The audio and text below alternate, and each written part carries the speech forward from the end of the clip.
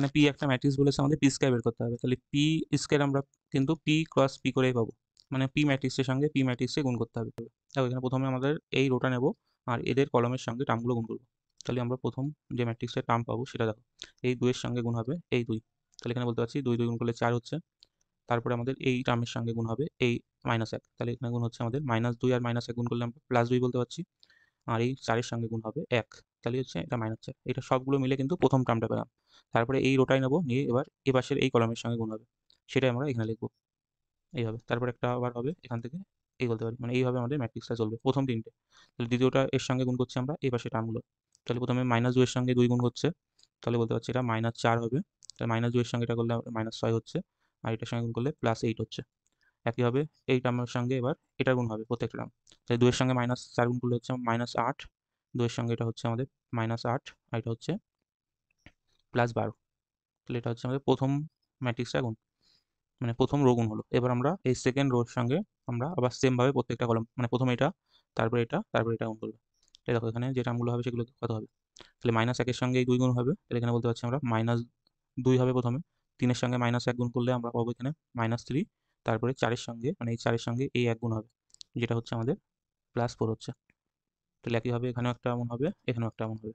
তাহলে এবার এই রো নেবে আর এই কলমের টার্মের সঙ্গে গুণ করবে। তাহলে কত হবে এটা? এটা হচ্ছে আমাদের -1 আর -2 গুণ করলে 2 হবে, আর এই 3 এর সঙ্গে এই 3 গুণ হবে।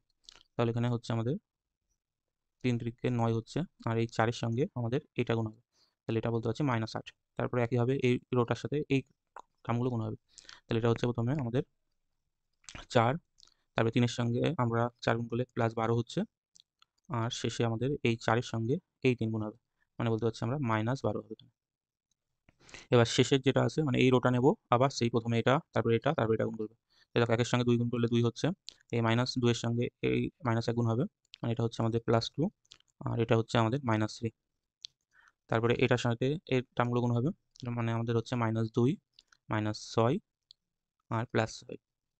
আর শেষে আমাদের যে টার্মটা হবে সেটা হচ্ছে এই রো এর সাথে এর টার্মগুলো গুণ, মানে আমরা বলতে পারছি -4, -8 আর +9। তো এটাকে সিম্পলিফাই করলে আমরা পাচ্ছি এটা 2 থাকবে, এটা আমাদের -10 আর 8 মানে -2, আর এটা হচ্ছে আমাদের 16, -16 থেকে 12 যোগ মানে আমাদের -4। তারপর এটা হচ্ছে আমাদের -1, এটা হচ্ছে আমাদের 3, এটা 4, এটা 1, এটা হচ্ছে আমাদের -2, এটা হচ্ছে -3। তাহলে আমরা এমন একটা ম্যাট্রিক্স পাচ্ছি, সেটা আমরা পি পাচ্ছি।